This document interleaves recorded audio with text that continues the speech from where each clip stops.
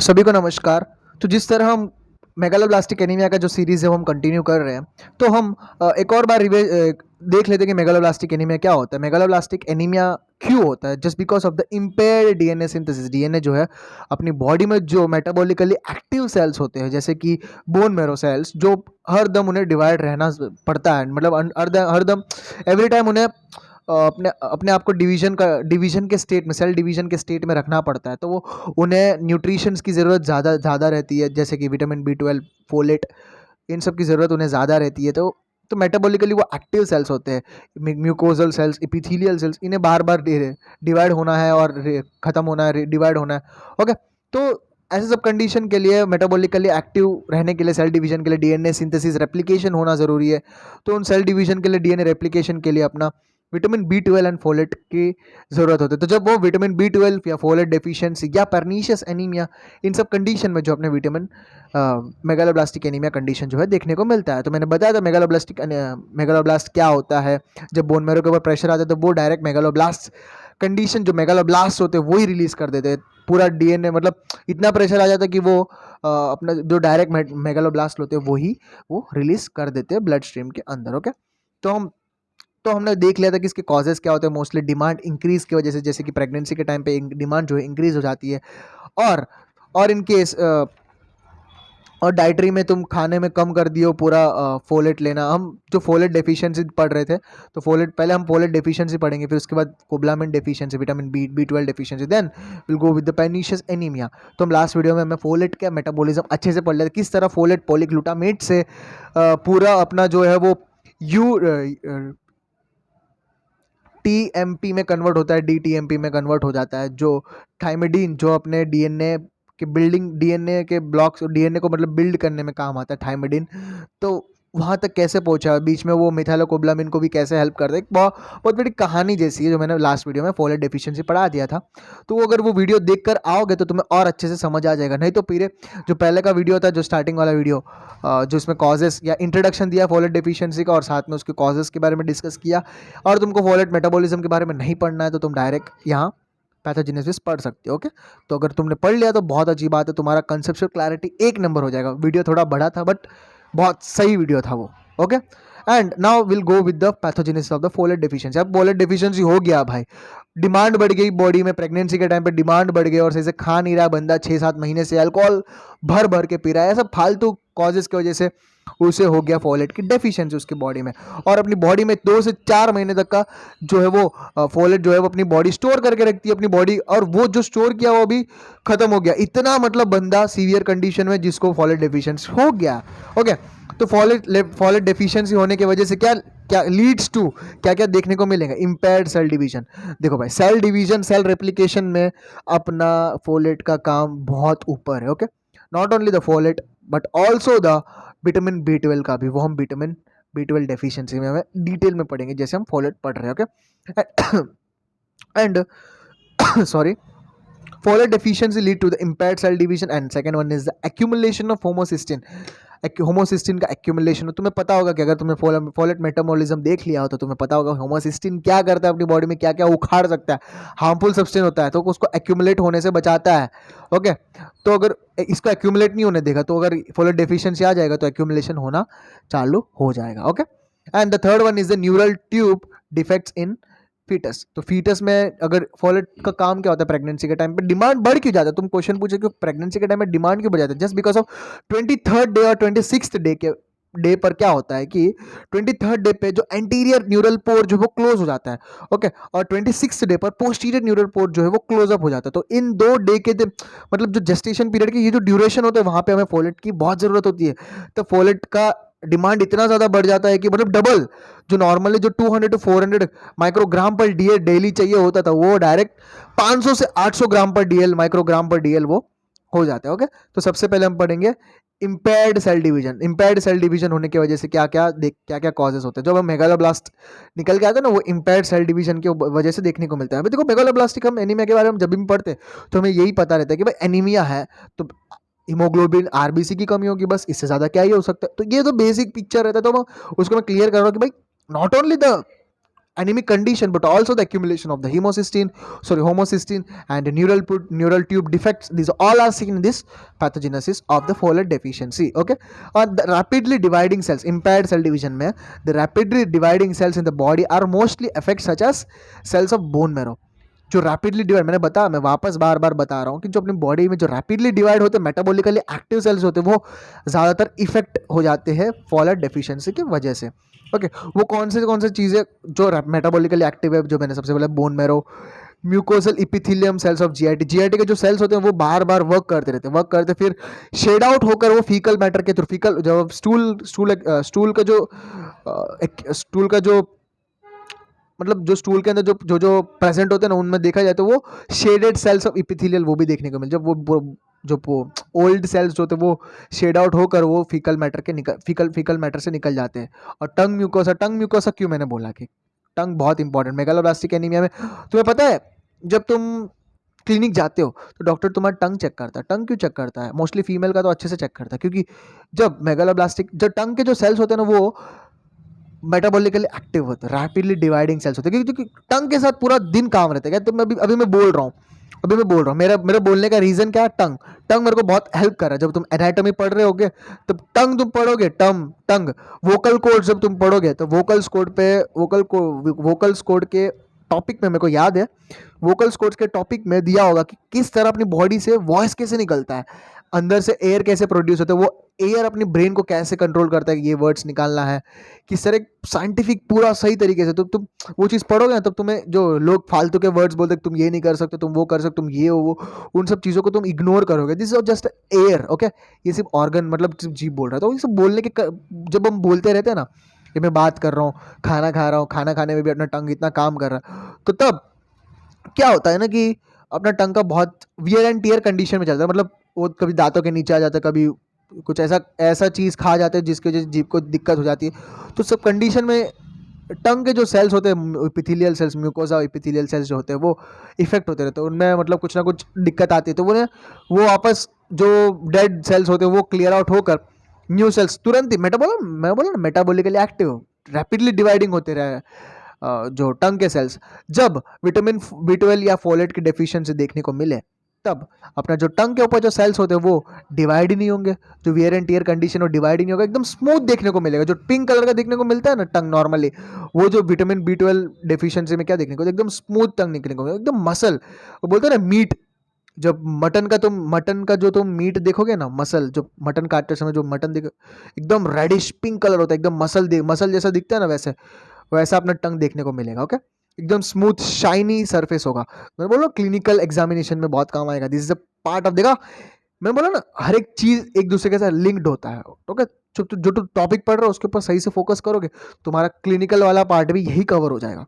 Okay, तो अब आगे बढ़ते हैं. In bone marrow it has RB, bone marrow का काम क्या है? ओके, हिमेटोपोइसिस करना. It has RBC, WBC and platelet precursors, they get affected. Bone marrow का काम है आरबीसी को बनाना, डब्ल्यूबीसी को रिलीज करना, प्लेटलेट्स को बना के रिलीज करना, इन सब का काम है. अब फोलेट की डेफिशिएंसी हो गई भाई, ये सारे इफेक्ट तो होने वाले, ये तो तुम्हें पता चल गया.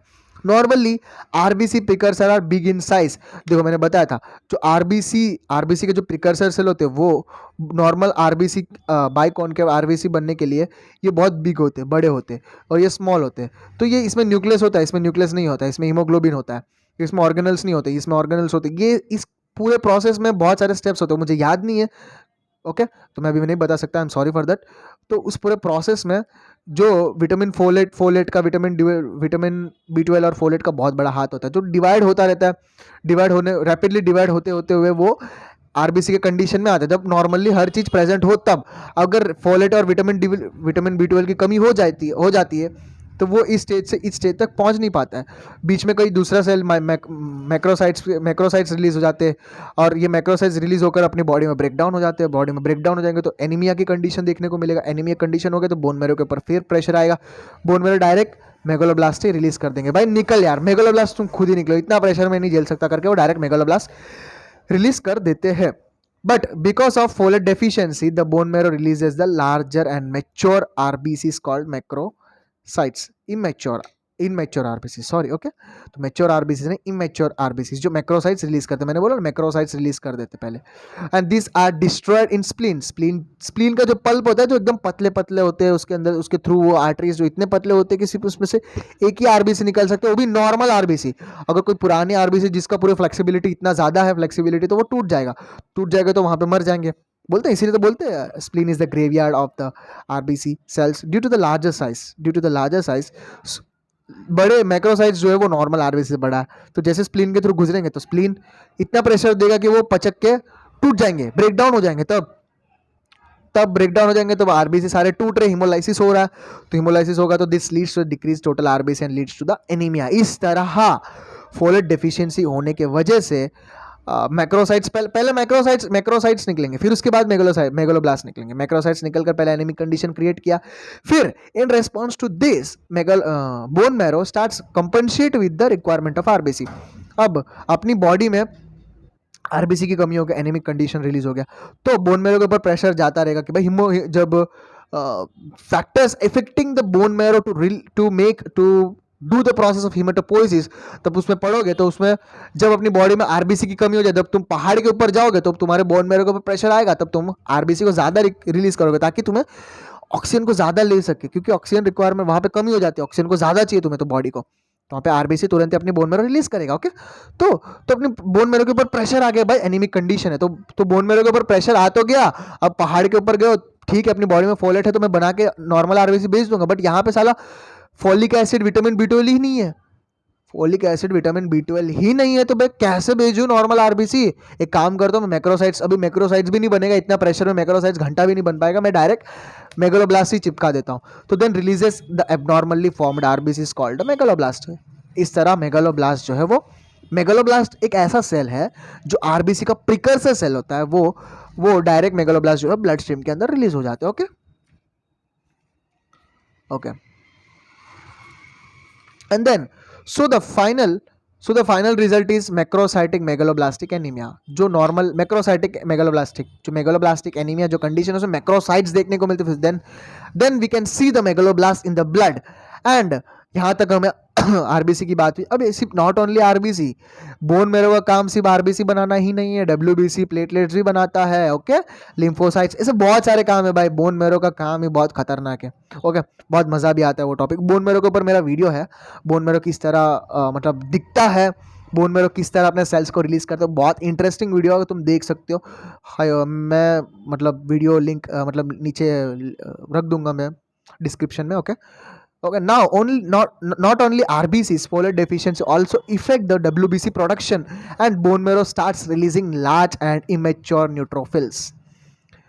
not only RBCs, WBCs भी इफेक्ट हो जाते हैं। ज़्यादातर WBCs में कौन सा सेल्स होते हैं, तो उसमें न्यूट्रोफिल्स, जो इमेच्योर न्यूट्रोफिल्स जो है वो रिलीज हो जाते हैं। न्यूट्रोफिल्स के अंदर न्यूक्लियस कैसा होता है, सेगमेंटेड फॉर्म में होता है। ओके, सेगमेंटेड, उसमें ऐसे देखो ये न्यूट्रोफिल है, इस तरह देखने को मिलते हैं, तीन सेगमेंटेड। तुम्हें पता है न्यूट्रोफिल्स को पॉलीमॉर्फ क्यों बोलते हैं? बिकॉज ऑफ दिस इन्हें पॉलीमॉर्फ सेल्स बोल सकते हो। ओके, दे आर, अब इमेच्योर है तो इमेच्योर देखो, इमेच्योर न्यूट्रोफिल है तो मैच्योर में कम सेगमेंटेशन देखने को मिलता है न्यूक्लियस का, और इमेच्योर है तो उसमें hyper segmented nuclei have 6 and more, 6 से ज़्यादा। इसमें 3 है तो नॉर्मल है, 6, 5 से ज़्यादा, 6, 7, इस तरह तुम्हें हाइपर सेगमेंटेशन देखने को मिल रहे हैं न्यूक्लियस के। तो वो ये तुम जब लैब डायग्नोसिस करोगे ब्लड का तब उसमें तुम न्यूट्रोफिल्स को देखोगे तो वो हाइपर सेगमेंटेड नजर आएंगे। देखो ये नॉर्मल है, नॉर्मल से तुम्हें इस तरह दिखेगा, इस तरह तुम्हें हाइपर सेगमेंटेशन देखने को मिलेगा। इंपॉर्टेंट है, मोस्ट इंपॉर्टेंट पॉइंट है ये। ओके, क्वेश्चन आता है, मतलब वाइवा में पूछ सकते हैं, what is the lab diagnosis of the megaloblastic anaemia. Lab diagnosis में क्या होता है कि we can see the macrocytes in the blood stream, and we also see the hyper segmented neutrophils which have the 6 to 7 lobes in the at the place of 3 lobes, and okay, hyper segmented nucleus, ये word तुम्हें याद रखना ही होगा, hyper segmented nuclei. Okay, not only the RBC, not only the neutrophils या और डब्ल्यूबीसीस, but also the platelets और also affected. जो platelets effect हो गए तो प्लेटलेट्स को मैंने बताया था बोन मैरो को वीडियो में मैंने बहुत अच्छे से बताया था। जो आरबीसी के जो एंडोथेलियल सेल्स होते हैं तो मेगा कैरियोसाइट्स इसके थ्रू ऐसे निकलता है और ब्लड स्ट्रीम ऐसे से जाते जाते हैं तो वो थोड़ा थोड़ा टुकड़े टुकड़े अपने ब्लड के अंदर, ये जो टुकड़े टुकड़े अपने ब्लड के अंदर दीज आर द प्लेटलेट्स। तो ये प्लेटलेट सही से बन ही नहीं पाते, वो डायरेक्ट अपना मेगा कैरियोसाइट रिलीज कर देता है। मेगा कैरियोसाइट्स रिलीज होंगे तो वो उसका काम ही नहीं है, प्लेटलेट्स का काम करेगा ही नहीं, तो वो ब्लड रिलेटेड डिसऑर्डर्स भी हमें देखने को मिलता है। तो not only the RBC, not only the neutrophils but also the platelets are affecting in this megaloblastic anaemia due to the folate deficiency. Okay, तो this leads to the pancytopenia. Pancyto मतलब pan Indian world movies बोलते हैं ना, pan India मतलब पूरे pan world, जो पूरे world में रिलीज हो रहे, पूरे इंडिया में रिलीज होते हैं, दैट्स इट। तो पैन जितने भी साइट सेल्स है बोन मेरो से, आरबीसी, डब्ल्यूबीसी, प्लेटलेट्स, ये सारे जो है पीनिया डिक्रीज हो गए just because of the folate deficiency. Okay, another rapidly dividing cell such as a mucosal epithelial cell specially on the tongue mucosa, जो मैंने बताया था टंग के ऊपर बहुत म्यूकोसल इपिथेलियम जो होता है वो रैपिडली डिवाइड होता रहता है। ओके, रैपिडली डिवाइड इसीलिए होता है just because of the wear and tear, because of the and इसके वजह से because of rapidly dividing cells of tongue it get easily healed. Rapidly divide इसीलिए होता है ताकि वो टंग हील होता रहे तुरंत बार बार, जैसे वियर एंड टियर कंडीशन में वो रहता ही है टंग। मैं बात कर रहा हूँ मेरा टंग वियर एंड टियर, दांतों को टच हो रहा है, ऊपर वॉल को टच हो रहा है, नीचे टच हो रहा है, मतलब कंडीशन वो रिस्क कंडीशन में वो बातें कर रहा है, वियर एंड टियर कंडीशन में है, तो उस कंडीशन में कुछ ना कुछ चोट लगता है तो टंग के जो सेल्स है म्यूकोसल सेल्स को रैपिडली डिवाइड होना जरूरी है, तो वो रैपिडली डिवाइड हो नहीं पाते just because of this folate deficiency. वहाँ पे डीएनए ही सही से सिंथेसिस नहीं हो रहा है, इम्पेयर्ड सिंथेसिस ऑफ डीएनए, तो वो म्यूकोसल मतलब डीएनए मतलब क्या बोलते हैं सेल डिवीजन ही नहीं होगा एपिथेलियल सेल्स का, तो वो हील भी नहीं हो पाता because of folate deficiency. Old epithelial cells can't be replaced, जो ओल्ड एपिथेलियल सेल्स है वो रिप्लेस नहीं हो पाते, and also slow down the healing process of tongue. This relatively leads to the glossitis. तो टंग जो एकदम स्वेल हो जाता है, मैंने बोला ना एकदम क्या बोलते हैं, एकदम मटन का जो वो क्या बोलते हैं मसल रहता है ना, उस तरह एकदम लाल लाल दिखने, एकदम शाइनी देखने को मिलता है, पता चल जाता है। नॉर्मल टंग जो नॉर्मल, अभी तुम क्लिनिक में बैठ के चेक कर रहे हो नॉर्मल टंग 100 लोगों का चेक करो तो अब नॉर्मल टंग तुम यूं ही पकड़ लोगे। ओके, एंड देन यहाँ पे एक हो गया इम्पेयर्ड सेल डिवीजन में क्या क्या देख लिया, इम्पेयर्ड सेल डिवीजन में RBC, neutrophil, platelets and mucosal epithelial, वो सब हो गया। अब हम देखेंगे accumulation of the homocysteine. Okay, accumulation of homocysteine को हमें मिथ्योनिन में कन्वर्ट कौन क्या करता है, मैं वापस बोल रहा हूँ, मिथाइलोकोब्लामिन। कोब्लामिन जो है विटामिन B12 है, विटामिन B12 अपनी बॉडी में आया, विटामिन B12 को कोब्लामिन को मिथाइल कौन प्रोवाइड करता है, THF टेट्राहाइड्रोफोलिक एसिड। तो टेट्राहाइड्रोफोलिक एसिड अपना मिथाइल ग्रुप जो है वो कोब्लामिन को दे देता है, तो कोब्लामिन मिथाइलोकोब्लामिन बन जाता है। मिथाइलोकोब्लामिन जो है वो होमोसिस्टिन को मिथ्योनिन में कन्वर्ट करता है, और मिथ्योनिन जो है सिस्टीन में कन्वर्ट होता है। मिथ्योनिन सिस्टीन में कन्वर्ट होने के प्रोसेस में वापस हीमोसिस्टिन बनता है, और वो वापस हीमोसिस्टिन को मिथ्योनिन में कौन कन्वर्ट करता है, मिथाइलोकोब्लामिन कन्वर्ट करता है। तो मिथाइलोकोब्लामिन की कमी हो गई। मिथाइलोकोब्लामिन की कमी कैसे हो गई, मिथाइलोकोब्लामिन बनने के लिए फोलेट की जरूरत है, तो फोलेट ही नहीं है तो मिथाइलोकोब्लामिन बनेगा नहीं, मिथाइलोकोब्लामिन नहीं है तो होमोसिस्टिन का एक्यूमुलेशन होगा ना। तो accumulation of homocysteine in the body leads to the oxidated. अगर होमोसिस्टिन अपनी ब्लड में इतना ज़्यादा बॉडी में एक्यूमुलेट हो गया तो वो ब्लड के थ्रू निकलेगा homocystinuria. Okay, and also buildup in the blood vessels endothelium के ऊपर वो एक्यूमुलेट होता है, it gets bind to the endothelial cells of the vessels and make them to release the pro inflammatory cytokines. तो वो इतना अच्छा खासा एक्यूमुलेशन हो जाते हैं जिसके वजह से, और ये जो होमोसिस्टिन जो होते हैं ना वो प्लेटलेट्स को अट्रैक्ट करते हैं, प्लेटलेट्स को अट्रैक्ट कर रहे हैं और एक ऐसा ग्रुप बना रहे हैं एंडोथेलियल सेल्स के ऊपर। तो वो क्या तुम्हें याद दिला, एथेरोस्क्लेरोसिस प्लेग बनाता है। Okay, and pro inflammatory cytokines को अट्रैक्ट करते हैं। The cytokines attract the immune cells. Cytokines का काम क्या है भाई, जहाँ इन्फ्लेमेशन होता है साइटोकाइंस आ जाते हैं। साइटोकाइंस क्या करते हैं, दूसरे इन्फ्लेमेटरी सेल्स को बुलाते हैं, भाई आ जाओ यहाँ पे इन्फ्लेमेशन कॉज करते हैं हिमोसिस्टिन। देखा, हिमोसिस्टिन एंडोथेलियल सेल्स पे एक्यूमुलेट होता है और वो प्रो इन्फ्लेमेटरी सेल्स को बुलाता है, प्रो इन्फ्लेमेटरी साइटोकाइंस को बुलाता है, साइटोकाइंस इन्फ्लेमेटरी इम्यून सेल्स को बनाता है, इम्यून सेल्स वहाँ पे आके अपना झुंड बना देते हैं। तो वहाँ पे एथेरोस्क्लेरोसिस देखने को, प्लेग फॉर्मेशन देखने को मिलता है। तो प्लेग फॉर्मेशन होगा तो जो आर्टरी है वो नैरो हो जाता है, leads to the ischaemia of the tissue. जो आगे के जो टिश्यू है उसमें इस्चेमिया देखने को मिलता है। Homocysteine binds with the platelets, homocysteine binds with make them to stick together to make the blood clot. Homocysteine platelet के साथ बाइंड होकर एक ऐसा स्टिकी मटेरियल की तरह, गम की तरह काम करता है, जो एक दूसरे प्लेटलेट्स जो है वो चिपक जाते हैं और वो अक्यूमुलेट हो जाते हैं, तो इसकी वजह से ब्लड क्लॉट देखने को मिलता है। This increases the risk of ischaemic heart disease. Okay, blood clot देखने को मिलता है, कहीं ना कहीं फंस गया तो भाई खत्म, फिर स्ट्रोक देखने को मिलेगा, ब्रेन स्ट्रोक, इस्चेमिक हार्ट, ये सारे कंडीशन जो है एक्यूमुलेशन ऑफ होमोसिस्टिन। तो होमोसिस्टिन का बहुत बड़ी बड़ी कहानी है। ओके, ओके, तो next is the neural tube defects in foetus, neural tube defects. Okay, तो 23rd डे पर ओके, तो हमने देखा था कि सबसे डिमांड कौन से स्टेज पे बढ़ जाता है फोलेट की डिमांड, जो प्रेगनेंसी के टाइम पर डबल जो है वो डिमांड बढ़ जाता है अपनी प्रेग्नेंट वुमन का। तो तब pregnant woman has folate deficiency, this leads to the improper development of the neural tube. Pregnant woman में अगर तुम उनमें पहले से ही फोलेट डेफिशिएंसी ये या डिमांड की वजह से फोलेट डेफिशिएंसी हो रहा है, तो उस कंडीशन में इम्प्रॉपर न्यूरल ट्यूब डेवलप होगा। तो इसका इसीलिए तो बोलते हैं प्रेगनेंसी के टाइम पे फोलेट का सप्लीमेंट्स देते हैं doctors, gynaes, and at the same time बाहर से न्यूट्रिशनल सपोर्ट भी देना पड़ता है। Okay, for the pregnant woman. जो पुअर वुमन जो रहते हैं, जो जिन्हें मतलब खाने की दिक्कत होती है, तो उन्हें उनमें ज़्यादातर देखने को मिलता है ये सब कंडीशन। एंड इम्पेयरमेंट, अगर फोलेट की डेफिशिएंसी है प्रेगनेंटी के टाइम पे, impairment of the closure of the anterior neural pore सही से क्लोज नहीं हुआ, and this leads to the anencephaly, नाम सुना, एंटीरियर पोर, ए से ए, एंटीरियर पोर क्लोजर नहीं हुआ तो एनेंसिफेली देखने को मिलेगा। एनेंसिफेली में क्या होता है कि absence of major portion of brain and skull का एंड ब्रेन का जो मेजर पोर्शन है वो दिखता ही नहीं, आता ही, बनता ही नहीं है, एंटीरियर पोर्शन ही नहीं है तो कहाँ से बनेगा। एंड द पोस्टीरियर इम्पेयरमेंट हो, ये कौन से डे पे होता है, 23rd day of the gestation period. Impairment in the closure of posterior neural pore, ये 26th डे पर होता है, जो मैंने फोलेट मेटाबॉलिज्म में बताया था। आई होप तुमने वीडियो नहीं देखा हो तो तुम्हें हेल्प करेगा। 26th डे पर leads to the spina bifida. तो देखो, जो एंटीरियर मतलब आगे, पोस्टीरियर मतलब पीछे, पीछे क्या होता है, स्पाइनल कॉर्ड, एंटीरियर मतलब आगे का, आगे मतलब ब्रेन के साथ या स्कल के साथ रिलेटेड प्रॉब्लम, एंटीरियर मतलब एनेंसिफेली, पीछे मतलब स्पाइनल कॉर्ड पीछे रहता है, स्पाइनल के साथ रिलेटेड प्रॉब्लम हो गया। Incomplete closure of the vertebra and membranes of the spinal cord के मेम्ब्रेन्स में डिफेक्ट देखने को मिलता है। तो इतने सीवियर कंडीशंस देखने को मिलते हैं just because of this deficiency of folate. Okay, and now we go with the sign and symptoms of the folate deficiency.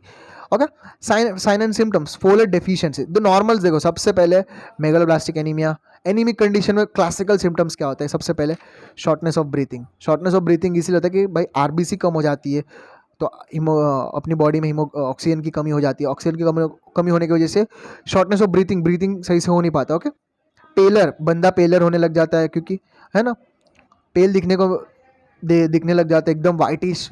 जो गोरी लड़कियां होते हैं ना, वो मोस्टली गोरी नहीं होते, वो पेलर होते हैं। तो डिफरेंस होता है गोरी लड़की और पेलर लड़कियों में, बहुत अच्छा खासा डिफरेंस होता है। अगर वो एक नॉलेज होना सही अच्छी चीज़ है कि गोरी लड़की और पेलर लड़की के बीच का डिफरेंस। तो जो एनीमिक कंडीशन में मोस्टली गर्ल्स में देखने को मिलता है, तो पेलर है या गोरी है तुम्हें पता करना जरूरी है। Okay, and easily fatigability and soreness of tongue due to the glossitis. Glossitis देखने को मिलता है, तो उसमें सोरनेस देखने को मिलता है। This are the classic symptoms of anaemia. Okay, तो ये सोरनेस, पेलर, फैटिकेबिलिटी, ये सारे चीज़ तो है ना, हर एनीमिया में देखने को मिलता है। Folate deficiency symptoms occur with in a few weeks after intake is diminished. जो इंटेक है, इसके सिम्टम्स धीरे धीरे डेवलप हो जाएंगे, जैसे ही अपने लीवर जो है अपना लीवर का जो स्टोर करके रखा है वो पूरा खत्म हो जाएगा, इसके सिम्टम्स जो है वो एकदम आसमान छू जाएंगे। Okay, and it occurs mostly in patient who abuse alcohol और other drugs and poor dietary intake. देखा, अल्कोहल अब्यूज़ करते हैं उनमें अच्छा खासा सिम्टम्स हमें देखने को मिलेंगे ये सब। And next, also seen in patient who has chronic severe hemolytic anemia and pregnancy. और ये सब सिम्टम मैंने पहले ही बताया, प्रेगनेंसी के टाइम पर जो सही से खाना नहीं खा रहे कुछ महीनों से, कुछ सालों से, या अल्कोहल अब्यूज़ कर रहे प्रेगनेंसी के टाइम पर, chronic severe haemolytic anaemic condition में, ये सब कंडीशन में जो है वो हमें ये मेगालोब्लास्टिक एनीमिया देखने को ज़्यादातर मिलता है। इन सम केसेस में also present with some symptoms like ischemic heart disease and stroke. इन सब सीवियर केसेस में क्या होता है कि इस्चेमिक हार्ट डिजीज, क्यों इस्चेमिक हार्ट डिजीज स्ट्रोक कहाँ से आया, तुम बोल सकते हो just because of the accumulation of the homocysteine. Okay, and तुम पूछ सकते हो अगर ब्लड रिपोर्ट निकाल दिया, ब्लड रिपोर्ट में आरबीसी की कमी है, न्यूट्रोफिल्स की कमी है, प्लेटलेट्स की कमी है, तो पैनसाइटोपिनिया। तो पैनसाइटोपिनिया एक और कंडीशन में देखने को, ए प्लास्टिक एनीमिया, ए प्लास्टिक एनीमिया में बोन मैरो डिफेक्ट हो जाता है, तो बोन मैरो ही में ही दिक्कत है, तो पूरे तीनों के तीनों सेल्स की वाट लग जाती है, तो तीनों सेल्स आरबीसीज, डब्ल्यूबीसीज एंड प्लेटलेट्स तीनों के तीनों कम हो जाते हैं। पैनसाइटोपिनिया ए प्लास्टिक एनीमिया में देखने को मिलते हैं एंड साथ में मेगालोब्लास्टिक एनीमिया में भी देखने को मिलते हैं। Okay, and bleeding disorders, bleeding tendency increase हो जाता है just because of the low platelet recurrent. अब पैनसाइटोपिनिया है, न्यूट्रोफिल्स की कमी है, तो इन्फेक्शन रिकरेंट होगा, एक ही इन्फेक्शन बार बार होता रहेगा, बार बार इन्फेक्शन हो रहा है तुम्हें, एंड जो भी ब्लीडिंग है वो रुक नहीं रही है, इन फ्रीक्वेंट ब्लीडिंग होता रहा हो रहा है just because of the pancytopenia. Okay, and अभी डायग्नोसिस की बात करें, आई होप तुम्हें ये साइन एंड सिम्टम्स से तुम्हें पता चल गया होगा। ओके, जब अगर तुमने फोलेट मेटाबॉलिज्म या इनके कॉजेस ये सब देख लिया तो तुम सिम्टम्स यूँ ही लिख लोगे, it's an easy process. Okay okay, and now diagnosis में, लैब डायग्नोसिस में सबसे पहले elevated MCV, mean corpuscular volume, जो नॉर्मली 100 के अंदर अंदर होना चाहिए। ओके ओके, 100 के अंदर अंदर होना चाहिए, जो 100 के ऊपर रहता है, फेम्टोलीटर, अंडर फेम्टोलीटर के ज़्यादा रहता है, मतलब जो आरबीसी का जो वॉल्यूम है, mean corpuscular mean cell, RBC का जो सेल है वो जो नॉर्मल वॉल्यूम होना चाहिए उससे ज़्यादा होता है। ओके, 100 फेम्टोलीटर से ज़्यादा होगा। ओके, ये इंपॉर्टेंट है सबसे पहला। एंड रेटिकुलोसाइट लेवल जो है वो लो हो जाता है, डिक्रीज हो जाता है पूरा का पूरा। पेरिफेरल ब्लड स्मीयर तुम देखोगे, ब्लड स्मीयर बना के देखोगे, उसमें मैक्रोसाइट्स देखने को मिलेंगे। सीवियर कंडीशन में मेगालोब्लास्ट देखने को मिलेंगे, पहले मैक्रोसाइट्स फिर मेगालोब्लास्ट देखने को मिलेंगे। Then we can see the hyper segmented neutrophil, जिसके अंदर मोर देन 6 से ज़्यादा लोब्स देखने को मिलेंगे। Okay, hyper segment is the most important. Okay, जब हम ब्लड स्मीयर बनाएंगे तब। Okay, in severe cases pancytopenia anemia देखने को मिला, आरबीसी, डब्ल्यूबीसी न्यूट्रोफिल्स की कमी, neutropenia and thrombocytopenia, pancyto blood report से तुम्हें पता चलेगा भाई इस बंदे को पैनसाइटोपिनिया, तीनों के तीनों सेल्स जो है कम है। ओके, एंड नेक्स्ट द, अगर तुम बोन मैरो बायोप्सी करवा रहे हो, बोन मैरो बायोप्सी में क्या होता है कि hyper cellular bone marrow, hyperplasia हो जाएगा। देखो बोन मैरो को प्रेशर आ रहा है, तो प्रेशर आ रहा है तो वो ज़्यादातर डिवीजन करने की कोशिश करेगा जितना हो सके उतना, तो हाइपरप्लेजिया देखने को मिलेगा। एंड मेगालोब्लास्टिक इरिथ्रोइड हाइपरप्लेजिया, जो मेगालोब्लास्ट जो होते हैं वो हाइपरप्लेजिया देखने को मिलेगा। Okay, giant metamyelocytes, giant metamyelocytes देखने को मिलेंगे। This are the bone marrow biopsy. Okay, देखने को मिलेंगे। एंड होमोसिस्टीन का लेवल जो है नॉर्मल से हाई रहता है। Okay, this are the lab diagnosis. And treatment में तुम ट्रीटमेंट में क्या ही दे सकते हो, फोलेट सप्लीमेंट्स प्रोवाइड कर सकते हो। फोलेट एसिड डेफिशिएंसी की वजह से treated with daily oral folic acid 1 milligram में दे सकते हो। In pregnancy folate deficiency can be avoided by in pregnancy के टाइम पे फोलेट डेफिशिएंसी, मैंने पूरे वीडियो में बताता आया हूँ, प्रेगनेंसी के टाइम पे फोलेट सप्लीमेंट्स दिया जाता है। ओके, पहले से ही डेफिशिएंसी को अवॉइड करने के लिए फोलेट सप्लीमेंट्स दिया जाता है as a medicinal form, nutritional support दिया जाता है फूड के फॉर्म। When the problem is absorption, अगर प्रॉब्लम एब्जॉर्प्शन से है प्रॉब्लम, अगर तुम अल्कोहल पी रहे हो, कोई ऐसा मेडिकेशंस ले रहे हो, बारबिचुरेट्स जैसे मेडिकेशंस ले रहे हो जिसकी वजह से सॉरी तुम्हारा एब्जॉर्प्शन सही से नहीं हो रहा, तो उन सबको रोकना ज़रूरी है। अल्कोहल कंजम्पशन को, कुछ मेडिकेशन को उनका कट डाउन करना ज़रूरी है, क्योंकि भाई वो प्रॉब्लम से ज़्यादा ये सीवियर प्रॉब्लम हो जाएगा। Okay, and high doses of folic acid recommended in alcohol जो होते हैं उन्हें high doses of folic acid जो है देना ज़रूरी होता है, क्योंकि वो and to prevention neural tube defect से, अब कोई पर्सन कोई लेडी है, प्रेग्नेंट लेडी, उनमें पहले से ही फोलेट डेफिशिएंसी है, पहले से ही फोलेट डेफिशिएंसी और शी इज़ प्रेग्नेंट नाउ, तो उन्हें हाई डोज में उन्हें फोलेट देना ज़रूरी है, फोलिक एसिड देना ज़रूरी है। ओके, ताकि वो न्यूरल ट्यूब डिफेक्ट्स ना हो। ओके, क्योंकि ये सीवियरिटी है। It is important to rule out the vitamin B12 deficiency because treating the megaloblastic anemia with the folic acid deficiency. अभी तुम कोई पेशेंट को फॉलिक एसिड मेगालोब्लास्टिक एनीमिया है, तुम्हें पता नहीं कि भाई मेगालोब्लास्टिक एनीमिया है ना, विटामिन B12 की वजह से भी डेवलप हो सकता है और फोलेट की वजह से भी डेवलप हो सकता है, तुम्हें पता कैसे चलेगा कि वो, तुम्हें एक अच्छा खासा डायग्नोसिस करने के बाद ही तुम्हें पता चलेगा तो वो कौन सा तो उससे पहले अगर तुम्हें पता ही नहीं है, सीवियर कंडीशन ऐसा आ चुका है, if the initiation of treatment, जो ट्रीटमेंट जो है वो अर्जेंट है, अर्जेंसी है, तो तुम्हें वो दोनों के दोनों फोलिक एसिड एंड विटामिन दोनों तुम साथ में चढ़ा दे सकते हो। अगर तुम्हें पता चल गया कि पर्टिकुलरली फोलेट या विटामिन B12 की डेफिशिएंसी दोनों में से कोई एक है, तो वही तुम्हें देना जो ये मुझे समझाने की कोई ज़रूरत नहीं है, जो चीज़ कम है वो कम को पूरा करेंगे तो वो बंदा ठीक हो जाएगा। Okay, so this is all about the megaloblastic anaemia due to the folic acid deficiency. Okay, I hope तुम्हें ये पूरा समझ आ गया होगा। वीडियो थोड़ा बड़ा हो गया बट अंडरस्टैंडेबल था, काम की होगी। आई होप तुम्हें वापस इस चीज़ को पढ़ने की ज़रूरत नहीं पड़ेगी, उतना ईजी वे में मैंने पूरा समझा दिया है। ओके, एक और बार रिवीजन कर लेना 1 या 2 दिन के बाद, ताकि पूरा दिमाग में बैठ जाए। Okay, thank you.